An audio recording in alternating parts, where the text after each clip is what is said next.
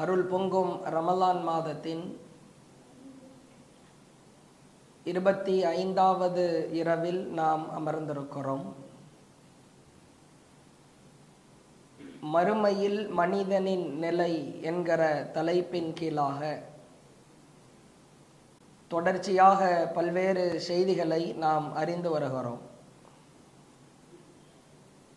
மறுமை நாள் நிகழ்ந்ததற்கு பிறகு அல்லாஹ் மனிதர்களை வெட்ட வெளியில எழுப்புவான். அப்போது அந்த சூழல் எப்படி இருக்கும் என்பது குறித்து அல்லாஹும் அல்லாஹுவின் தூதரவர்களும் மிக தெளிவாய் நமக்கு விளக்குகிறார்கள். ஒருவேளை இந்த உலகத்தில் பாவியாக, அக்கிரமக்காரனாக,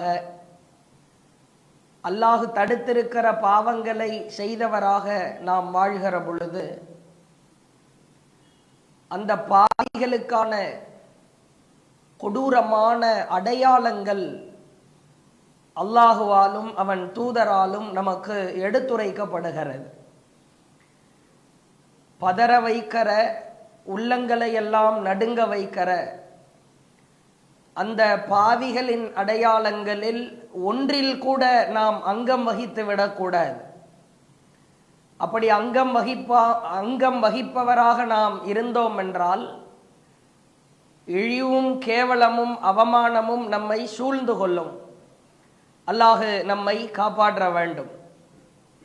அப்படியே அல்லாஹ் வெட்ட வெளியிலே எழுப்பி மனிதனை நிறுத்துகிற பொழுது ஆசைகள் நிறைந்த கண்ணியமான தரஜாவால் அந்தஸ்துக்களால் உயர்ந்து நிற்கிற, உலகத்தில் இறைவனுக்காகவே வாழ்ந்து இறை கட்டளைகளை பேணி நடந்து ஹலாலான காரியத்தை மட்டுமே செய்து ஹராமான காரியங்களிலிருந்து விலகி வாழ்ந்து மிகச் சிரமத்திற்கு மத்தியில் அல்லாஹுவிற்காக மட்டுமே என் வாழ்க்கையை நான் அமைத்துக் கொள்கிறேன், நான் அல்லாஹுவின் தூதரை உயிரை விட மேலாக நேசிக்கிறேன், அந்த தூதர் எனக்கு எவ்வாறு வாழ கற்றுக் கொடுத்தாரோ அதன் அடிப்படையில் தான் நான் வாழ்வேன், அவ்வாறுதான் என் மரணம் இருக்கும் என்று சொல்லி யார் இந்த உலகத்தில் மிக பயங்கரமான சிரமத்தை சந்தித்தார்களோ, இறைவனுக்காக வாழ்கிற பொழுது கஷ்டத்தை அனுபவித்தார்களோ, அவர்களுக்கான பிரகாசமான கண்ணியம் பொருந்திய அடையாளங்கள் குறித்துத்தான் இன்றைய தினம் நாம் விரிவாய் அலசவிருக்கிறோம். இந்த அடையாளங்களை எல்லாம் நாம் படிக்கிற பொழுது, அவைகளை ஹதீஸ் நூல்களிலே புரட்டுகிற பொழுது நிச்சயமாக இந்த கண்ணியம் நிறைந்த அந்தஸ்துக்களை உயர்த்துகிற இந்த அடையாளங்களில் ஏதேனும் ஒரு அடையாளத்திலாவது நான் அங்கம் வகித்துவிட வேண்டும் என்று நம் உள்ளத்திலே ஆசைகள் பொங்குகிறது, மகிழ்ச்சி மேலிடுகிறது. அல்லாஹ் திருக்குர்ஆனிலே சொல்லுகிறான், உலகத்திலே வாழ்ந்து கொண்டிருக்கிற முஃமின்கள் அவர்களின் கூற்று எவ்வளவு ஆழமானதா இருக்கும் என்பது குறித்து அல்லாஹ் பேசுகிறான்.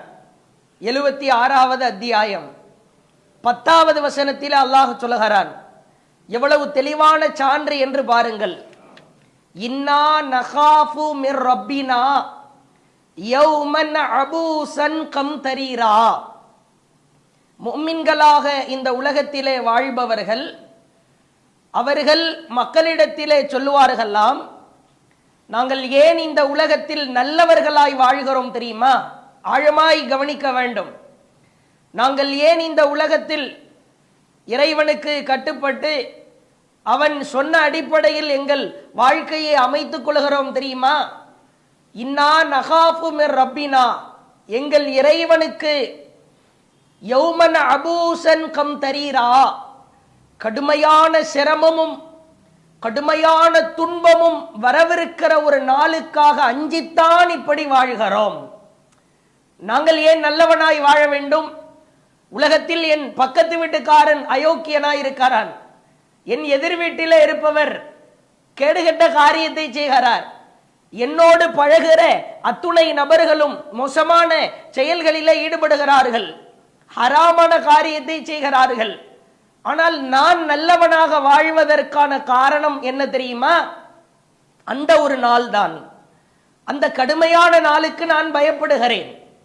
அந்த சிரமம் நிறைந்த துன்பம் நிறைந்த நாள் எனக்கு பீதியாய் அச்சமாய் இருக்கிறது என்று முஃமின்கள் சொல்லுவார்கள். அல்லாஹ் பேசுகிறார், நீ நல்லவனா வாழ்றதுக்கான மிக முக்கியமான காரணமே அந்த ஒரு நாளாகத்தான் இருக்க வேண்டும். அதே போன்று அல்லாஹ் சொல்லுகிற அற்புதமான வார்த்தையை பாருங்கள். 66வது அத்தியாயம் 8வது வசனம். யா அய்யுஹல்லதீன ஆமனு, ஈமான் கொண்டவர்களே, தூபு இலல்லாஹி தௌபத்தன் நஸூஹா, உள தூய்மையோடு நீங்கள் அல்லாஹ்விடத்தில் பாவ மன்னிப்பு தேடுங்கள். அஸா ரப்புக்கும் அய்யுகஃபிர அன்கும் ஸய்யாத்திக்கும், அவ்வாறு நீங்கள் பாவ மன்னிப்பு தேடினால் உங்கள் பாவங்களை எல்லாம் அவன் மன்னிப்பான். வயுத்ஹிலக்கும் ஜன்னாத்தின் தஜ்ரி மின் தஹ்திஹல் அன்ஹார், சொர்க்கம் இருக்கிறது, அந்த சொர்க்கத்தின் கீழ்ப்பகுதியில் ஆறுகள் ஓடிக்கொண்டிருக்கிறதே, அந்த இடத்தில் உங்களை சங்கமிக்க வைப்பான். சொல்லிவிட்டு அல்லாஹ் பயன்படுத்துகிற வார்த்தையை பாருங்கள். சுப்ஹானல்லாஹ். இந்த உலகத்தில் பரிசுத்தமான முஃமின்களாக, பாவம் கலவாத முஃமின்களாக வாழ்ந்தால் நமக்கான பரிசு என்னவென்பதை அல்லாஹ் அந்த நாளில், அந்த ஒரு மகத்தான நாளில், அச்சம் நிறைந்த நாளில், சிரமம் சூழ்ந்திருக்கிற நாளில் அல்லாஹ் தெளிவுபடுத்துகிறான். சொர்க்கம் இருக்கிறதப்பா, அந்த சொர்க்கத்திற்கு கீழ் ஆறுகள் ஓடும். அடுத்த ஒரு விஷயத்தை சொல்லுகிறேன் கேள். யௌமலா யஜ்ஸில்லாஹ நபியே, நபிமார்களையும் இந்த நபியையும் வல்லதீன ஆமனு மஅஹு, அவரை யார் உண்மையாய் ஈமான் கொண்டார்களோ அவர்களையும் அந்த இடத்திலே ஒன்று சேர்ப்போம். டோட்டலா நாம என்னத்தை எவ்வளவு உலக வாழ்க்கையில சிரமப்படுகிறோமோ அவைகள் அத்துணைக்கும் அல்லாஹ் முத்தாய்ப்பாய் பதில் சொல்லுகிறான். நபியை நேசிக்கிறாய் தானே, நேசித்து தானே இந்த உலகத்திலே சிரமப்பட்டாய், கஷ்டத்தை அனுபவித்தாய். இதோ உனக்கான நற்செய்தி இருக்கிறது கேள். நீ இந்த உலகத்தில் பரிசுத்தமான முஃமினாக வாழ்கிற பொழுது அந்த சொர்க்கம் இருக்கிறது அல்லவா, அதற்கு கீழ் ஆறுகள் ஓடுகிறது தானே, அங்கே உன் நபியோடு உன்னை நான் சேர்ப்பேன். சொல்லிவிட்டு அல்லாஹ் சொல்லுகிறான், நூறுகும், அவர்களிடத்திலே ஒளி இருக்கும், ஒளி சுடர் இருக்கும். எங்குவெல்லாம் இருக்கும்? அந்த ஒளிச்சுடரின் பின்னணி என்ன? யஸ்ஆ பைன ஐதீஹிம், அவர்களுக்கு முன்புறத்திலே அந்த ஒளிச்சுடர் இருக்கும். ஒபி ஐமானிஹிம், அவர்களுக்கு பின்புறத்திலே இருக்கும். நம்மை சுற்றும் சூழ்ந்து ஒளிச்சுடர்களால் நாம் பின்னி பிணைக்கப்பட்டிருப்போம். நபியோடு இருக்கிற பாக்கியம், ஈமான் கொண்டவர்கள் நபியோடு அங்கம் வகிக்கிற ஒரு பாக்கியம், ஒளிச்சுடர்களால் சூழப்பட்டிருக்கிற ஒரு பாக்கியம். உடனே அல்லாஹ் கேட்க சொல்கிறான், முஃமின்களே, அந்த ஒளி சுடருக்காக நீங்கள் கேளுங்கள். யகூலூன், அல்லாஹ்விடத்திலே கேளுங்கள். ரப்பனா அத்மிம் லனா நூரனா, இறைவா எங்கள் ஒளியை எங்களுக்கு பூரணமாக்குவாயாக. வக்ஃபிர் லனா, எங்கள் பாவங்களை மன்னிப்பாயாக. இன்னக அலா குல்லி ஷைஇன் கதீர், நீதான் அனைத்து பொருட்களின் மீதும் ஆற்றலுடையவனாயிருக்கிறாய். பூரணமான ஒளியை ஏற்படுத்த பிரார்த்தனை செய்யுங்கள். ரப்பனா அத்மிம் லனா நூரனா, ஒவ்வொரு வேளை தொழுகைக்கு பிறகும் நாம் கேட்க வேண்டிய பிரார்த்தனை. சற்று ஆழ்வாய் சிந்தித்து பாருங்கள். இந்த உலகத்தில் முஃமின்களாக வாழ்கிற நமக்கான பாக்கியம் என்ன? மரணத்தில் இருந்து அல்லாஹ் உயிர் கொடுத்து எழுப்பப்பட்டதற்கு பிறகு அல்லாஹ் நமக்கான கண்ணியத்தை சேர்க்கிறான். அதை போன்று பாருங்கள், முஃமின்களாக இருப்பவர்கள் எழுப்பப்பட்டதற்கு பிறகு அல்லாஹ் கொடுக்கிற நற்செய்தி. 21வது அத்தியாயம் 101வது வசனம். இன்னல்லதீன சபக்கத் லஹும், இன்னல்லதீன சபக்கத் லஹும் மின்னா அல் ஹுஸ்னா உலாயிக அன்ஹா முபஅதூன், யாருக்கு நம்மிடமிருந்து நேர்வழியும் நன்மையும் முந்திவிட்டதோ அவர்களை நரகத்தை விட்டு தூரமாக்கி விடுவோம். உனக்கு நரக பயமே தேவை கிடையாது. நீ உலகத்திலே எவ்வளவு பரிசுத்தமானாக வாழ்ந்தாய், ஐவேளை தொழுகையை தொழுதாய், தர்மம் கொடுத்தாய், நான் சொன்ன அடிப்படையிலே கட்டுப்பட்டு வாழ்ந்தாய். நீ ஏன் முஃமினே பயப்படுகிறாய்? இறை நம்பிக்கையாளனாக இருக்கிற நீ அஞ்சலாமா? உனக்கும் நரகத்துக்கும் சம்பந்தமே இருக்க. நரகம் எங்கோ இருக்கும், நீ எங்கோ இருப்பாய். அல்லாஹ் ஆசுவாசப்படுத்துகிற வார்த்தைகளை பாருங்கள். அதே போன்று அல்லாஹ் சொல்லுகிறான் 43வது அத்தியாயம் 66வது வசனம், அந்நாளில் யௌமைதின் பஅலுஹும் லிபஅலின் அதுவுன் இல்லல் முத்தகீன். உலகத்தில் யாரெல்லாம் உற்ற நண்பர்களாக இருந்தார்களோ அவர்களெல்லாம் எதிரிகளாக இருப்பார்கள். இல்லல் முத்தகீன், இறையச்சமுடையோரை தவிர. எப்படி அல்லாஹ் ஃபில்டர் பண்றான்னு பாருங்க.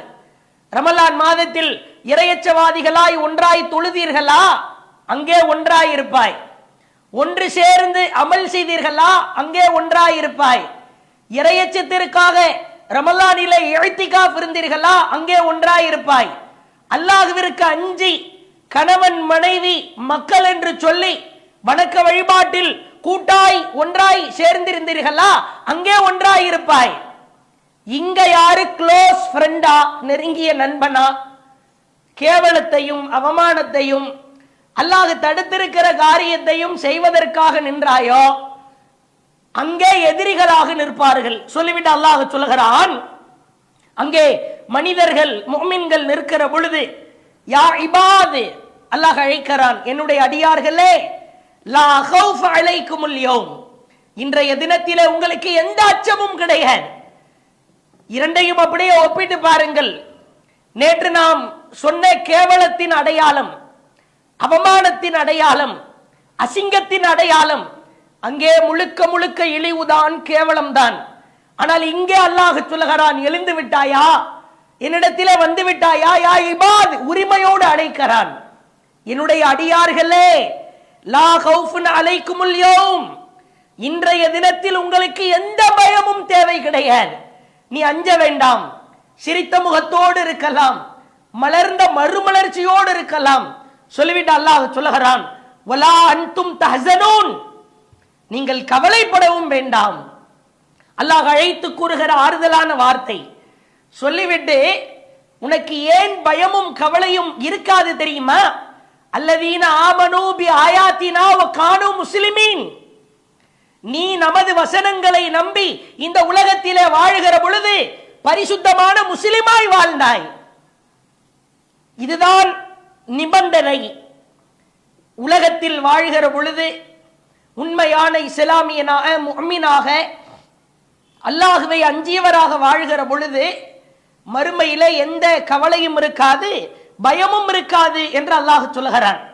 அதே போன்று பார்க்கலாம் 43வது அத்தியாயம் 33வது வசனத்திலிருந்து 35வது வசனம் வரைக்கும் அல்லாஹ் சொல்லுகிறான், மனிதர்கள் அனைவரையும் ஒரே சமுதாயமாக ஆகிவிடுவார்கள் என்பது இல்லை என்றால் அல்லாஹ் என்ன செய்திருப்பான் தெரியுமா?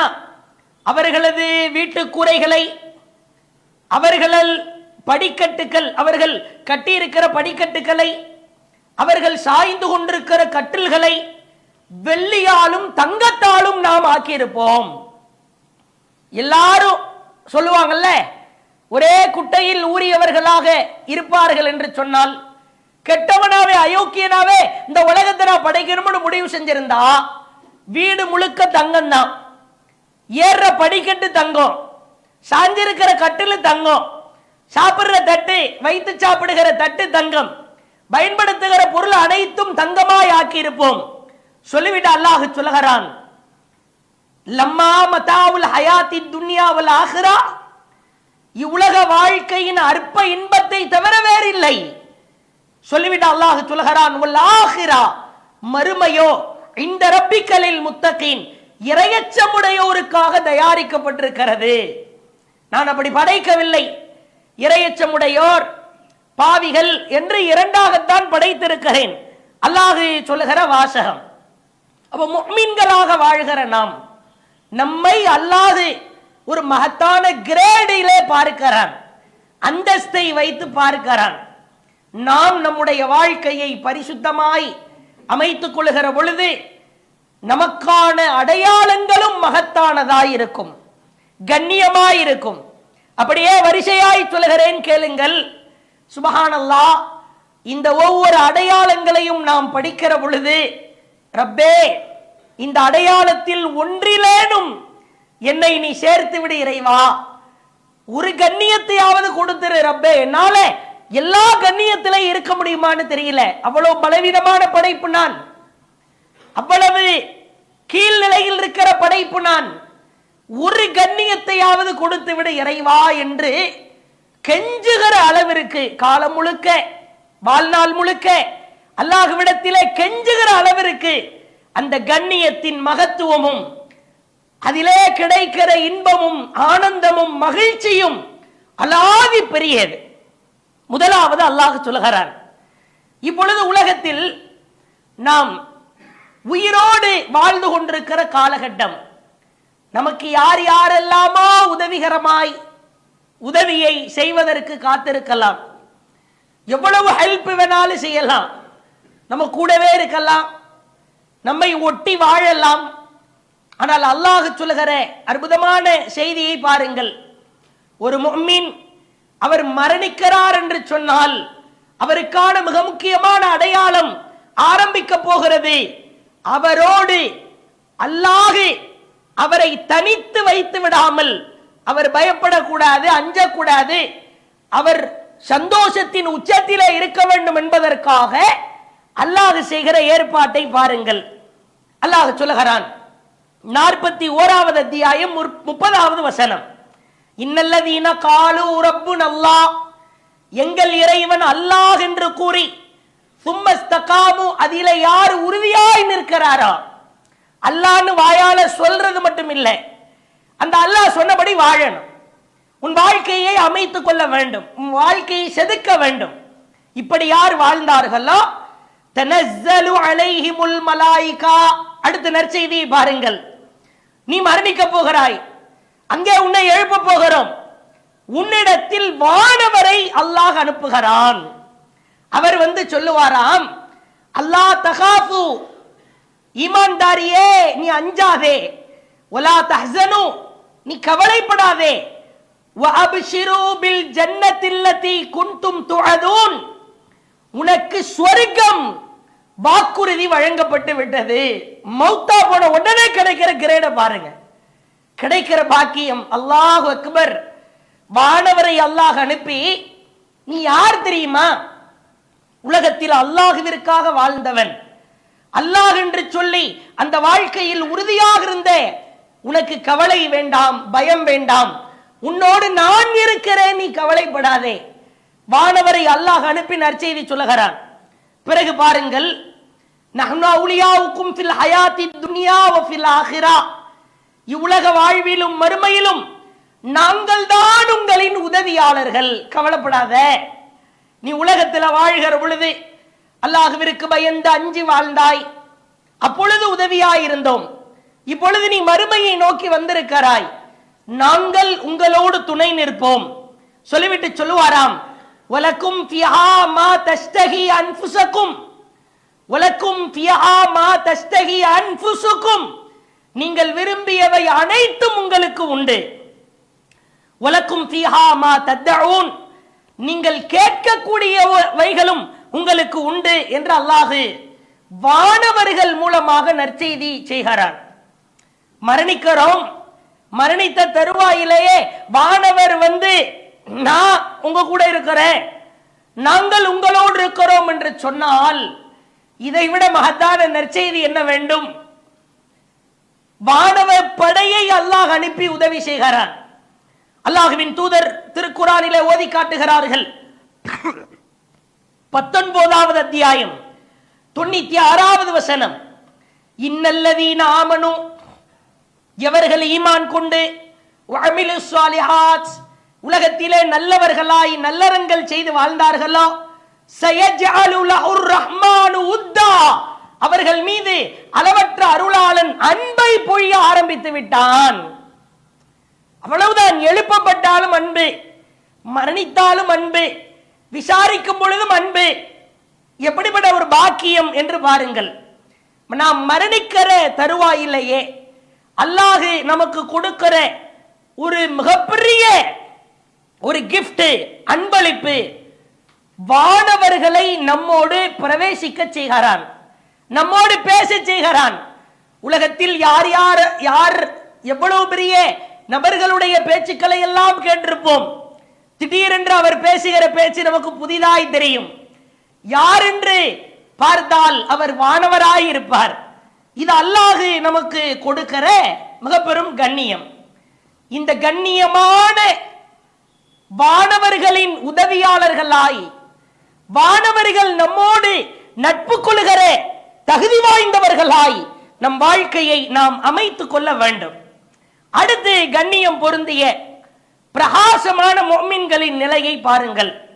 3வது அத்தியாயம் 107வது வசனத்தில் அல்லாஹ் சொல்கிறான், யௌம தபியத்து உஜூஹ், அந்நாளில் சில முகங்கள் வெண்மையானதாய் இருக்கும்.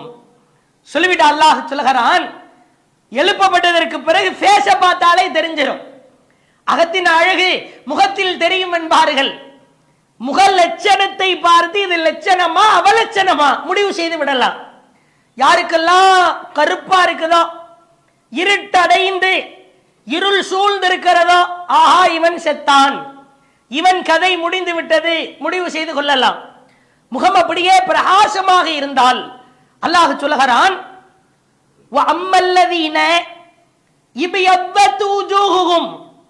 எவர்களுடைய முகங்கள் வெண்மையாயிருக்கிறதா, அவர்கள் அல்லாஹுவின் அருளிலே இருக்கிறார்கள். அவ்வளவுதான், இதான் அடையாளம். எழுப்பப்பட்டதற்கு பிறகு முகத்தை வைத்தே முடிவு செய்து கொள்ளலாம். சுப்ஹானல்லாஹ். உலகத்திலே அழகாயிருப்பதை விட, நிறமாயிருப்பதை விட, நான் வெள்ளையா மாநிறமா கருப்பா என்றெல்லாம் ஆசைப்படுவதை விட, மறுமையில் என் முகம் பிரகாசமாயிருக்க வேண்டும் என்று ஒரு முஸ்லிம் ஆசைப்படுவார். அவர்கள் அல்லாஹுவின் அருளிலே இருப்பார்கள்.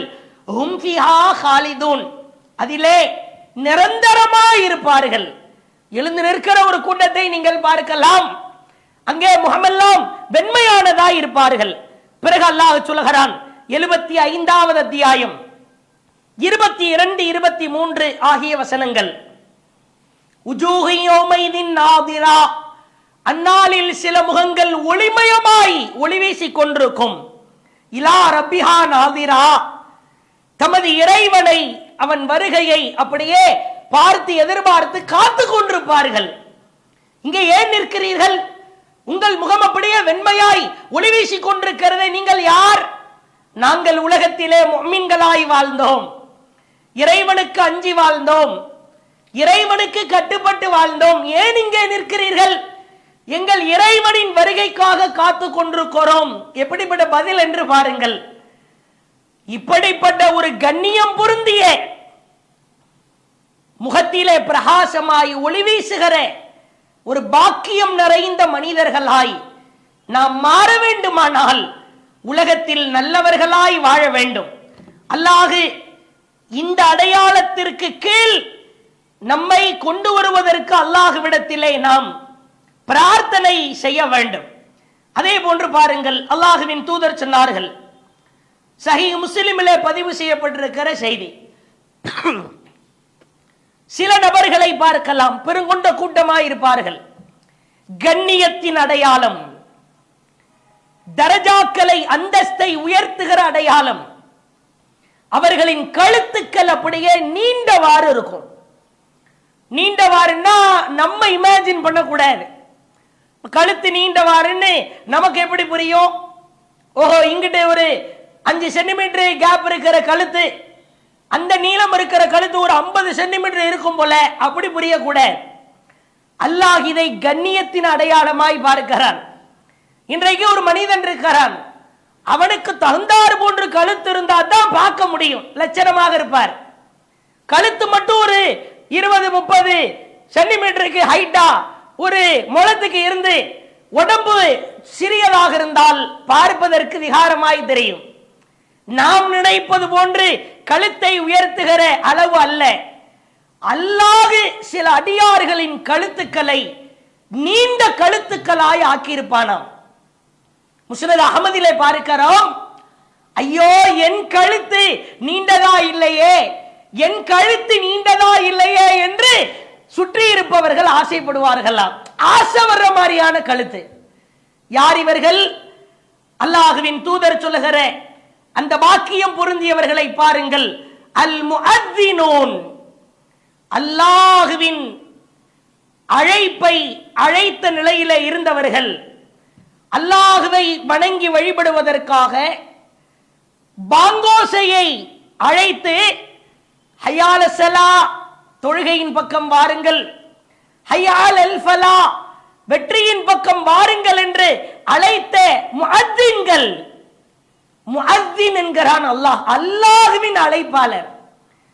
இன்றைக்கு முஅத்தின் என்றால் அது ஒரு மாதிரியா, ஏதோ உயிரினங்களை பிஸ்மில்லாஹி அல்லாஹ் அக்பர்னு சொல்லி அறுக்கிறதுக்கும் புள்ளைய மடியில வச்சு மொட்டை போடுறதுக்கும் ஏதோ அவரை ஒரு விதமாய் பார்ப்பதை பார்க்கிறோம்.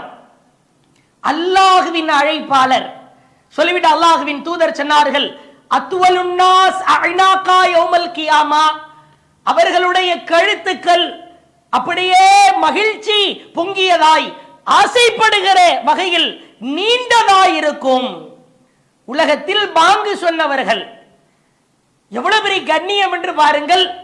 எல்லோருடைய கழுத்து ஷார்ட்டா ஸ்மாலா இருக்கும். ஒரு பெருங்கொண்ட கூட்டத்தின் கழுத்து நீண்டதாய் கண்ணியமாய் இருக்கும் என்றால் அதை பார்த்தால் ஆசை வருமா வராதா? அதிலே பிரகாசம் இருக்கும், அல்லாஹ்வின் மகத்துவம் இருக்கும். இதெல்லாம் இந்த அடையாளத்திற்கு கீழெல்லாம் ரொம்ப எளிதாக வந்து விடலாம். அல்லாஹ்வின் தூதர் சொன்னார்கள், சஹீஹ் புகாரியிலே 609வது செய்தி, சௌத்தில் முஅத்தின், யார் பாங்கு சொல்கிறாரோ அவர் சப்தத்தை உயர்த்தி சொல்லட்டும். சௌத்தக பின்னிதா, உங்களுடைய அழைப்பை நீங்கள் விரைவாய், அதாவது உயர்த்தி மிக சப்தமாய் சொல்லுங்கள். ஃபஇன்னஹு லா யஸ்மஉ மத சௌத்தின் முஅத்தின், ஒரு அழைப்பாளர், ஒரு பாங்கு சொல்பவர் அந்த சப்தத்தை உயர்த்துகிற பொழுது ஜின்னு வலா இன்சு வலா ஷைஉன் இல்லா ஷஹிதலஹு யௌமல் கியாமா, அந்த சப்தத்தை கேட்கிற ஜின்கள், அந்த சப்தத்தை கேட்கிற மனிதர்கள், அந்த சப்தத்தை கேட்கிற எந்த உயிர்களாக இருக்கட்டும், மரம் செடி கொடி உயிரினங்கள், இவர்கள் அத்துணை நபர்களும் அந்த மனிதருக்காக அல்லாஹ்விடத்திலே வந்து பரிந்துரை செய்வார்கள்.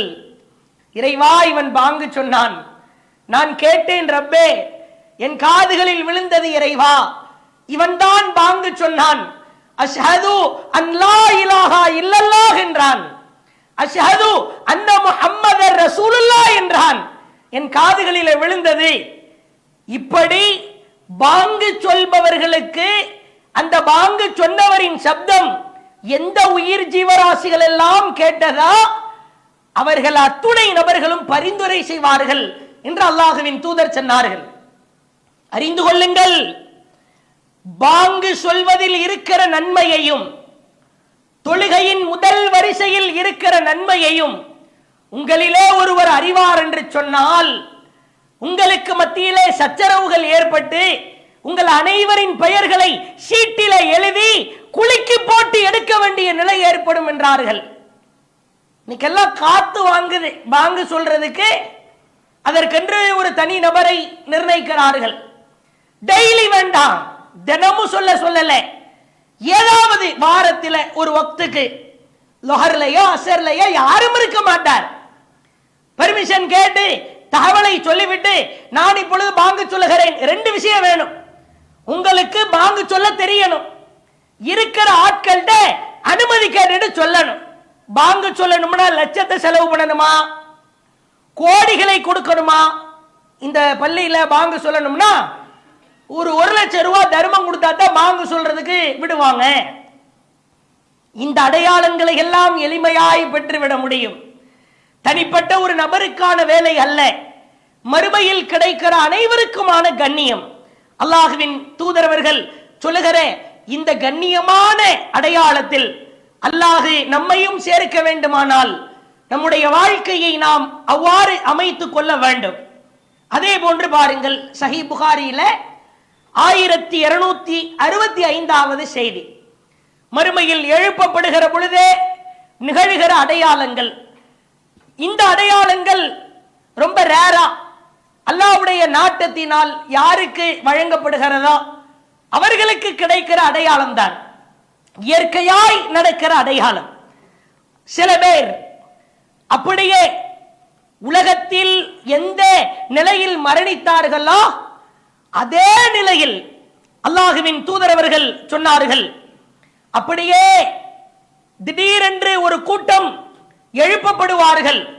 லப்பைக் அல்லாஹும்ம லப்பைக் லப்பைக் லா ஷரீக லக லப்பைக் இன்னல் ஹம்த வன் நிஅமத லக வல் முல்க் லா ஷரீக லக் என்று தல்பியாவை சொல்லிக் கொண்டவாறு எழுந்து நிற்பார்கள்.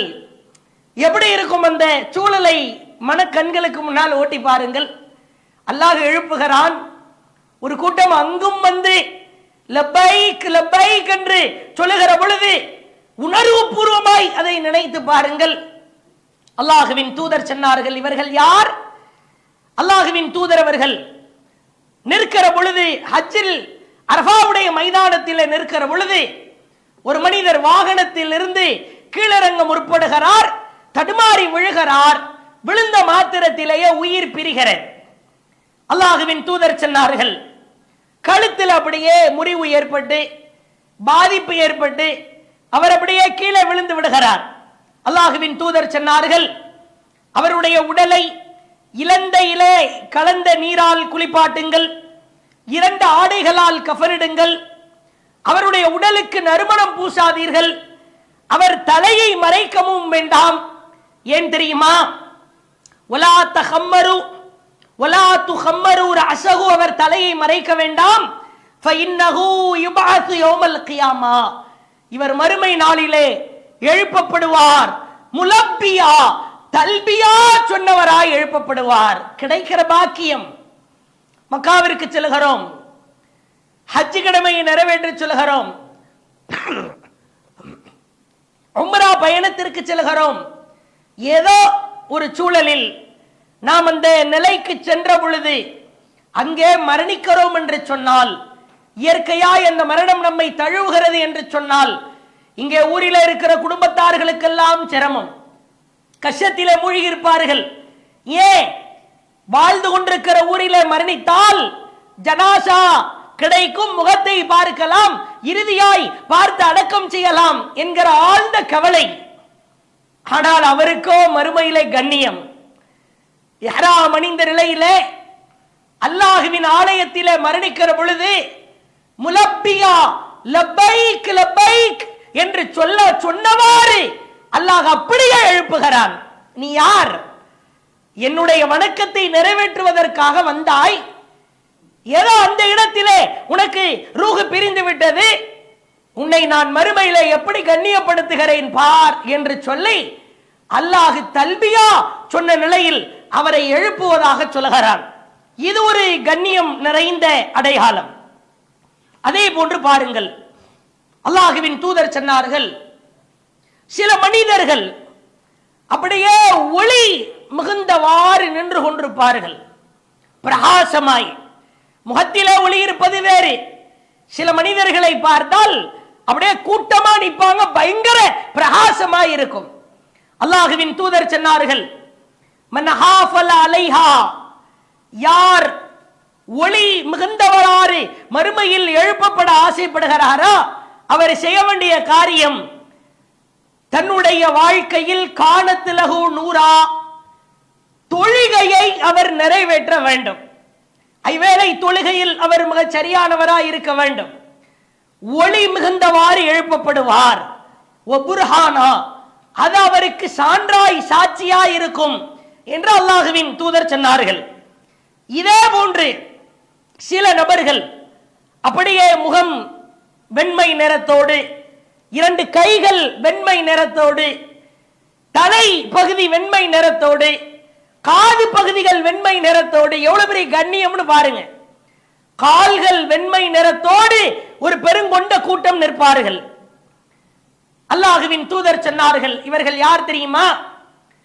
குர்ரம் முஹஜ்ஜலீன மினல் உது இன்ன உம்மதி யுதஊன யௌமல் கியாமா. மறுமையில் என் சமுதாயத்தாரில் சிலர் குர்ரம் முஹஜ்ஜலீன மின் ஆசாரில் உதுவி, அவர்கள் ஒழு செய்த உறுப்புகள் எல்லாம் மின்னிக் கொண்டிருக்கிற நிலையிலே அவர்கள் எழுப்பப்படுவார்கள். சுப்ஹானல்லாஹ், பாக்கியத்தின் உச்சம் இதுவெல்லாம். சும்மா கைகால கழுவுனா உடல் உறுப்பு மின்னுமா? நீ தொழுகையாளியா இருக்கணும். ரமலான்ல மட்டும் நான் தொழுவேன், மற்ற மாசத்துல படுத்து தூங்கிடுவேன், என் வேலைகளை பார்ப்பேன் என்று சொன்னால் உன் உடல் உறுப்பு மின்னாது.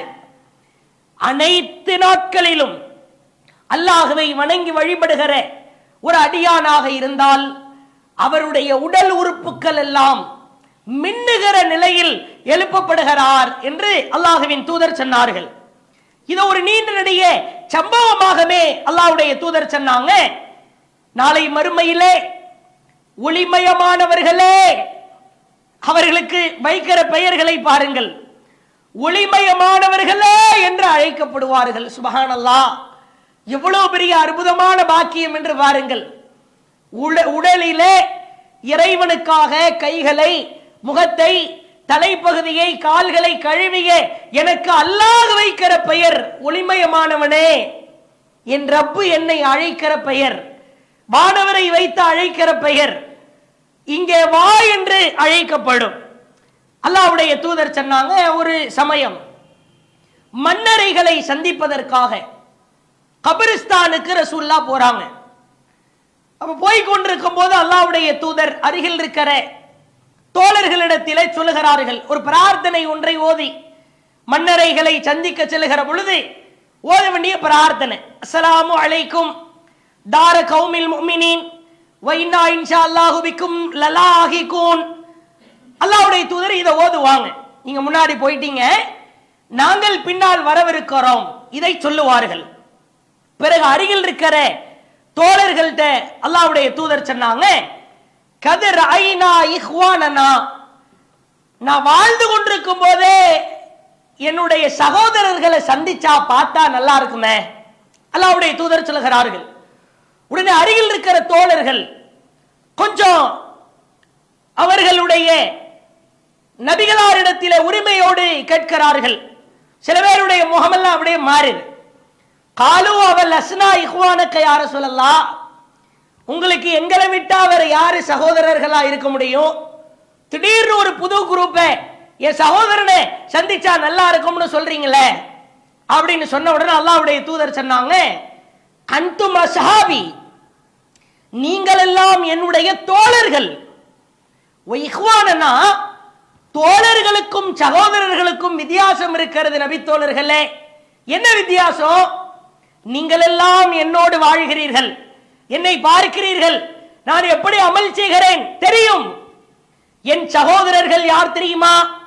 அல்லதீன லம் யஅது பஅது, எனக்கு பின்னால் வருவார்கள், ஆனால் நான் சொன்ன அடிப்படையில் அமல் செய்வார்கள். யார சொல்றாங்க ரசூலுல்லாஹ்?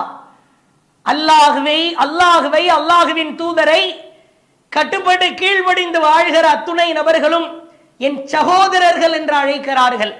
என் உடன் பிறந்த சகோதரன் அண்ணா, தம்பி என்று என்னை அழைப்பதை விட, என்னை அழைத்து கூப்பிடுவதை விட நபிகள் நாயகம் ஸல்லல்லாஹு அலைஹி வஸல்லம் அவர்கள் என்னுடைய சகோதரர்கள் என்று நம்மை அழைக்கிறார்கள் என்றால் எவ்வளவு பெரிய பாக்கியம். அப்ப நபி தோழர்கள்ல சிலர் கேட்கிறாங்க, கைஃப தஅரிஃபு மல்லம் யஅதி பஅது மின் உம்மத்திக யா ரசூலல்லாஹ், நீங்கள் அவர்களை பார்த்திருக்க மாட்டீர்கள், பின்னாடி வருவாங்க அப்படின்னு சொல்றீங்க, அப்புறம் எப்படி நீங்கள் சந்திக்க முடியும்? மறுமையிலே எப்படி அடையாளம் காண முடியும்? அப்ப அல்லாஹ்வுடைய தூதர் சொல்றாங்க, ஒரு உதாரணத்தை சொல்கிறார்கள். கூட்டத்திலே நிற்கிற எல்லா குதிரைகளும் கருப்பு குதிரை, ஒரே ஒரு குதிரையில் மாத்திரம், அந்த குதிரையினுடைய முகத்திலே, அந்த குதிரையினுடைய முன்னங்கால், பின்னங்கால், பின்னாடி இருக்கிற முதுகு பகுதியில், இப்படி ஒரு 4-5 இடங்களில் வெண்மையாக இருக்கிறேன். ரசூலுல்லாஹ் கேட்கிறாங்க, எல்லா கருப்பு குதிரைகளுக்கு நடுவில் இந்த ஒரு 4-5 இடத்துல மட்டும் வெண்மையா இருக்கிற குதிரையை நடுவுல விட்டா இதுதான் தான் குதிரைன்னு கண்டுபிடிச்சிருவானா மாட்டானா? பலா யா ரசூலல்லாஹ், அழகா கண்டுபிடிச்சிடலாமே. எல்லா குதிரைக்கும் உடம்பு முழுக்க கருப்பு, இந்த ஒத்த குதிரைக்கு மட்டும் 4-5 இடத்துல வெண்மையாக இருக்கிறது. அல்லாஹ்வின் தூதர் சொல்லிவிட்டு சொன்னார்கள், இப்படித்தான் நானும் கண்டுபிடிப்பேன், நன்றாய் கவனியுங்கள். நபிகளார் சொல்லுகிற 2 முன்னறிவிப்புகளை பாருங்கள். ஃபைன்னஹும் யாத்தூன குர்ரம் முஹஜ்ஜலீன மினல் உது, நான் தொழுகைக்காக ஒளி செய்ய சொன்னேன் என்ற காரணத்தினால் எனக்கு பின்னால் என்னை பார்த்திருக்காமல் இருந்தாலும் எனக்கு பின்னால் வருகிற என் சமூகத்தார் ஒளி செய்வார்கள். அவர்களுக்காக நான் என்ன செய்வேன் தெரியுமா? அந்த வெண்மை நிறைந்த ஒளிமயமானவர்களுக்காக வேகமாய் ஓடி சென்று அல்லாஹ் ஸ்வர்க்கத்தின் ஜீவ நதி ஒன்றை, ஹவுல் கௌசர் என்கிற தடாகத்தை எனக்கு வழங்கியிருக்கிறானே, அந்த தடாகத்தின் அருகிலே காத்து கொண்டிருப்பேன். இவர்கள் எல்லாம் எப்போது வருவார்கள்? நான் எப்போது என் கரத்தினால் இவர்களுக்கு தண்ணீர் எடுத்து கொடுக்கலாம்? எங்கே உள்ள தண்ணீர்? ஹவுலுல் கௌசரிலே இருக்கிற தண்ணீரை ஒளிமயமானவர்களாய் ஒளி செய்தவர்களாய் இறைவனை வணங்கி வழிபட தொழுகைக்காக ஒளி செய்தவர்களுக்காக நபிகளார் காத்து கொண்டிருக்கிறார்கள். சுப்ஹானல்லாஹ், இவ்வளவு கண்ணியமான பாக்கியம். சில பேரெல்லாம் பார்க்கிறோம், வாரத்துல ஒரு நாள் தான் ஒளி செய்கிறார், வெள்ளிக்கிழமை. சிலரை பார்க்கிறோம் வருடத்தில் 2 நாள் ஒளி செய்கிறார், நோம்பு பெருநாள், அஜ்ஜு பெருநாள். உருப்படுமா? வாய்ப்பு இருக்கிறதா உங்களுக்கெல்லாம்? நீ பெயரளவில் முஸ்லிமா இருந்து ஏதாவது பிரயோஜனம் உண்டா? முகத்திலே தாடி வைத்திருக்கிறாய், தலையிலே தொப்பி அணிந்திருக்கிறாய், அதனால என்ன? பள்ளிவாசலுக்கு வந்தாயா? அடே, தொழுகைக்கு வருகிற பொழுது ஒளி செய்தாயா? உனக்கான பாக்கியம். நான் ஒரு படைப்பு, எவ்வளவு ஒரு சிறிய படைப்பு, எவ்வளவு ஒரு பலவீனமான படைப்பு. எனக்காக ஹவுலிலே கௌசரிலே ரசூல் ஸல்லல்லாஹு அலைஹி வஸல்லம் காத்து கொண்டிருக்கிறார்கள் என்றால் அந்த நம்பிக்கையை பாழ்படுத்தலாமா? அந்த நம்பிக்கையை வீணடிக்கலாமா? ரமலானுக்கு பிறகு பள்ளிவாசல்கள் காத்து வாங்குகிறது. சரி, ஒரு பள்ளி தான் அப்படி இருக்குது, மற்ற பள்ளி பார்த்தா எல்லா பள்ளியும் அப்படித்தான் இருக்குது. எங்கதாயா நீங்க தொழுகிறீங்க? தொழுகிறியா இல்லையா? அல்லாஹ்வை வணங்குவதற்காக ஒளி செய்கிற பொழுது நமக்கு கிடைக்கிற பாக்கியமும் கண்ணியமும் மகத்தானது. இப்படிப்பட்ட ஒரு பாக்கியம் நிறைந்தவர்களாய் நாம் மாற முயற்சிக்க வேண்டும். ஒருத்தர் தொழுகைக்கு எப்ப ஓடி வருவார் தெரியுமா? நான் நபிகளாரை பார்க்க போகிறேன், அவர்கள் கரத்தினால் ஹவுலில் இருந்து கௌசரில் இருந்து தண்ணீர் அருந்த போகிறேன், நான் ஒளி செய்ய வேண்டும். முகத்தை கழுவும் போதே அந்த சிந்தனை ஓடும், கைகளை கழுவுகிற பொழுதே அந்த சிந்தனை ஓடும். இப்படி ஆசைப்பட்டு மகிழ்ச்சிப்பட்டு ஓடோடி வருவான். ஒவ்வொரு தொழுகைக்காக நபியே நான் ஒளி செய்தேன். உனக்கான பெயர் ஒளிமயமானவர்களே. எப்படிப்பட்ட அற்புதமான பெயர் என்று பாருங்கள். இந்த கண்ணியம் நிறைந்த பாக்கியம் நிறைந்த ஒரு அடையாளத்தை நாம் பெறுவதற்கு முயற்சிக்க வேண்டும். சிலரை பார்க்கலாம், அல்லாஹ் அழைப்பான், அல்லாஹ் அழைப்பான், அல்லாஹ் அழைக்கிற கூட்டம் ஓரமா இருக்கும். அப்படி மறுமையில் எழுந்ததற்கு பிறகு சுப்ஹானல்லாஹ் கேட்கிற பொழுதே இந்த ஒரு கூட்டத்திலே நாம் அங்கம் வகிக்க வேண்டும் என்று நம்முடைய உள்ளமெல்லாம் ஆசைப்படுகிறேன். அல்லாஹ் அழைக்கிறான்.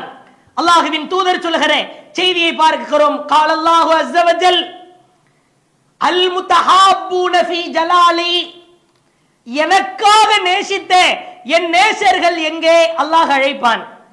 லஹும் மனாபிரும் மின் நூர், அவர்களுக்கு ஒளியிலால் ஆன ஒரு மேடையை தன் அரிசின் அருகிலே அல்லாஹ் வைத்திருக்கிறானாம். அல்லாஹ் அழைக்கிற ஒரு பாக்கியம். சுப்ஹானல்லாஹ், எனக்காக நேசித்துக் கொண்ட என் நேசர்கள் எங்கே? அல்லாஹ்வின் தூதர் சொன்னார்கள், இன்னல்லாஹ யகூமு யௌமல் கியாமா, நாளை மறுமையிலே எழுப்பப்பட்டதற்கு பிறகு ஐனல் முத்தஹாபூன பி ஜலாலி, ஐனல் முத்தஹாபூன பி ஜலாலி, எனக்காக நேசித்துக் கொண்ட என் நேசர்கள் எங்கே எங்கே என்று அல்லாஹ் அழைப்பானாம். அவர்கள் வந்து நிற்பார்களாம். அல்லாஹ் கொடுக்கிற கண்ணியத்தை பாருங்கள். அல்யோம் உதில்லுஹும் ஃபீ தில்லி யௌமலா லில்லா இல்லா லில்லி, என் அரிசிற்கு கீழே உங்களுக்கு நிழல் கொடுப்பதற்காக நான் காத்து கொண்டிருக்கிறேன். அல்லாஹ் அழைக்கிற கண்ணியமானவர்கள். யாருக்காகவும் நேசிக்கலாம், பணத்திற்காக நேசிக்கலாம், பொருளாதாரத்திற்காக நேசிக்கலாம். மனம் நொந்து விடுமோ, அவர்களுடைய உள்ளம் பாதித்து விடுமோ, நமக்கு கிடைக்க வேண்டிய விஷயம் கிடைக்காதோ, ஆக வேண்டிய காரியம் ஆகாதோ, நாம் அவரை கோபித்துக் கொண்டால் நம்மிடத்தில் அவர் பேச மாட்டாரோ, நமக்கு செய்கிற உதவியை செய்ய மாட்டாரோ என்று உலகத்திலே நீங்கள் நேசிக்கலாம். அல்லாஹ்விற்காக எவன் நேசிக்கிறானோ, அல்லாஹ்விற்காக நேசித்தல் என்றால் என்ன? நண்பராக இருக்கலாம், மனைவியாக இருக்கலாம், மகனாய் இருக்கலாம், மகளாய் இருக்கலாம், தாயாய் இருக்கலாம், தந்தையாய் இருக்கலாம், உற்றார் உறவினராய் இருக்கலாம். அவர்கள் செய்கிற காரியத்தை கண்மூடித்தனமாய் அப்படியே ஏற்க மாட்டார்கள். அல்லாஹ்விற்காக நேசிப்பது என்றால் அதுதான்.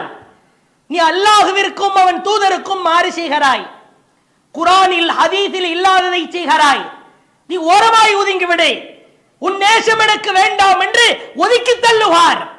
அதைத்தான் அல்லாஹ் அழைக்கிறான். ஐனல் முத்தஹாபூன் பி ஜலாலி, என் கண்ணியத்திற்காக நேசித்த என் நேசர்கள் எங்கே என்று அல்லாஹ் அழைத்து ஒரு ஒளிமயமான ஒரு ஸ்டேஜ், ஒரு மேடை, ஒரு மெம்பர் அல்லாஹ் தயார் செய்து வைத்திருக்கிறான். அந்த மெம்பரிலே அமருகிற பாக்கியத்தை அல்லாஹ் நம் அனைவருக்கும் வழங்க வேண்டும். அதே மாதிரி பாருங்க, அல்லாஹ்வின் தூதர் சொல்லுகிற மற்றொரு கண்ணியமான செய்தி.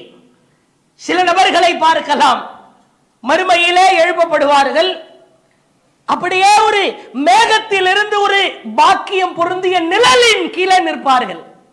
கூட்டமா எல்லாரும் நிற்பாங்க. இந்த சிலரை மட்டும், இந்த ஒரு குறிப்பிட்ட சாரார் மட்டும் அப்படியே மேகத்திற்கு கீழ் நிழலிலே நிற்பார்கள். அது கண்ணியமான நிழல். இவர்கள் யார்? அல்லாஹ்வின் தூதர் சொன்னார்கள், குல்லும்ரியின் ஃபி தில்லின் சதகத்திஹி ஹத்தா யஹ்கும பைனன் நாஸ், மக்களுக்கு தன் வாழ்நாளிலே தர்மத்தை செய்தவர்கள், சதக்காவை கொடுத்தவர்கள், அவர்களில் ஒரு கண்ணியமான நிழல்களுக்கு கீழ் நிற்பார்கள். எழுப்பப்பட்டவுடன் அல்லாஹ் கொடுக்கிற அடையாளம் சதக்காவுடைய நிழல். சற்று யோசித்து பாருங்கள். இந்த பாக்கியம் எல்லாம் நமக்கு கிடைக்க வேண்டும். அல்லாஹ்வின் தூதர் சொன்னார்கள், ஒவ்வொரு நாளும் வானத்தில் இருந்து ஒரு வானவர் கீழே இறங்குகிறார். அவர் அல்லாஹ்விடத்திலே பிரார்த்திக்கிறார், இறைவா, இன்றைய தினம் எவன் தர்மம் செய்கிறானோ அவன் பொருளாதாரத்தை நீ பலப்படுத்தி பரக்கச் செய். இறைவா, இன்றைய தினம் எவன் தர்மம் செய்யாமல் முடிந்து வைத்துக் கொள்கிறானோ அவன் பொருளாதாரத்திலே நீ பரக்கத்தை எடுத்து விடு. ஒவ்வொரு நாளும் பிரார்த்திக்கிறார்.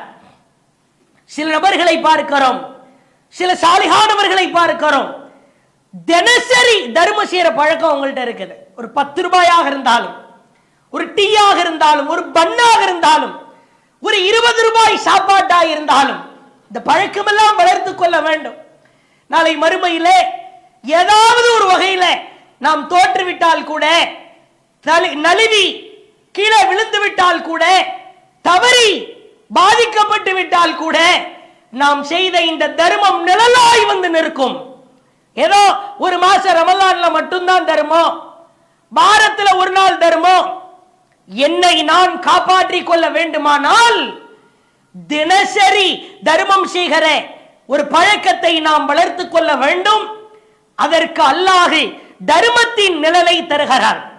அதே போன்று இறுதியாய் அல்லாஹ் சில நபர்களை பார்த்து அப்படியே ஆச்சரியப்படுவான். சுபஹானல்லாஹ், எவ்வளவு பெரிய பாக்கியம் என்று பாருங்கள். அல்லாஹ் ஆச்சரியப்படுகிறான். சஹீஹ் புகாரியிலே பார்க்கிறோம், 3010வது செய்தி. ஒரு பெருங்கொண்ட கூட்டம் நிற்பார்கள். அவர்களை பார்த்தாலே வித்தியாசமாக இருக்கும். எப்படி இருப்பார்கள் தெரியுமா? உடல் முழுக்க சங்கிலிகளால் பிணைக்கப்பட்டு சொர்க்கத்திற்கு அழைத்து செல்வார்கள். பாவிகள் அல்ல இவர்கள், அல்லாஹ்விற்கு மாறு செய்தவர்கள் அல்ல. அல்லாஹ் கொடுக்கிற கண்ணியம். அல்லாஹ்வின் தூதர் சொன்னார்கள், அஜிபல்லாஹு மின் கௌமின் யதுகுலூனல் ஜன்னத ஃபிஸ் ஸலாசில். சங்கிலிகளால் பிணைக்கப்பட்டு சொர்க்கத்திற்கு அழைத்து செல்கிற ஒரு கூட்டத்தை பார்த்து அல்லாஹ் ஆச்சரியப்படுகிறான். இவர்கள் யார்? உலகத்தில் அல்லாஹ்விற்காக சிரமத்தை கஷ்டத்தை அனுபவித்தவர்கள், போர்க்களத்திலே கலந்து கொண்டவர்கள், மார்க்கத்திற்காக வாழ்ந்தவர்கள். அல்லாஹ்வுக்காக உலகத்தில் நீ எவ்வளவு சிரமத்தை அனுபவிச்சிருக்கிற, வா சொர்க்கத்துக்கு போகலாம். அந்த பிணைக்கப்பட்டிருக்கிற சங்கிலியோ அல்லாஹ்வின் அன்பின் சங்கிலியாயிருக்கலாம், அல்லாஹ்வின் அருளின் சங்கிலியாயிருக்கலாம். மற்றொரு செய்தியிலே அல்லாஹ்வின் தூதர் சொன்னார்கள், அந்த கூட்டத்தாரிலே அப்படியே ஒரு கூட்டம் எழுந்து நிற்கும், அவர்கள் உடலில் இருந்து ரத்தமாய் வடியுமாம். நல்லவர்களின் கூட்டம் தான். அல்லாஹ்வின் தூதர் சொன்னார்கள், மறுமையிலே எழுந்து நிற்கிற ஒரு கூட்டத்தை பார்ப்பீர்கள், ரத்தம் பீரிட்டு ஓடும். அது ரத்தம் அல்ல, அவர்கள் உலகத்தில் அல்லாஹ்விற்காக போர்க்களத்திலே கலந்து கொண்ட காரணத்தினால் உடலிலே காயம் ஏற்பட்டிருக்கும், ரத்தத்தை சிந்தியிருப்பார்கள். அல்லவுன் லவுனுத்தம், அந்த ரத்தமா கஸ்தூரி வாடையை விட மிகச் சிறந்ததா இருக்கும். வல் அரஃப் அரஃபுல் மிஸ்க், அந்த ரத்தத்தினுடைய நிறமும் அதனுடைய வாடையும் கஸ்தூரி வாடையை விட மிகச் சிறந்ததா இருக்கும். அப்படியே ஒரு சாரார் எழுந்து நிற்பார்கள். அல்லாஹ்வுக்காக களத்தில் நிற்கிறோம், ரத்தம் சிந்திய அளவிற்கு நம்மால் தியாகம் செய்ய முடியவில்லை என்றாலும், நம் உடல் ரீதியாய் தியாகம் செய்திருந்தால், நம்முடைய பொருளாதாரம் ரீதியாய் தியாகம் செய்திருந்தால், நிச்சயம் அல்லாஹ் கண்ணியத்தின் பட்டியலில் எழுப்புவான். அல்லாஹ்வின் தூதர் கேட்ட பிரார்த்தனை, ரப்பனா அத்துமிம் நூரனா, இறைவா எங்களுக்கான ஒளியை நீ ஒளிமயப்படுத்து, பிரகாசப்படுத்து. இதுதான் ஒளி. ஒளி என்று சொன்னால் இத்துணை அடையாளங்களும் நமக்கான ஒளி, பிரகாசமான ஒளி. இன்னும் அடையாளங்களில் சொல்ல வேண்டிய செய்திகள் நிரம்ப இருக்கிறது.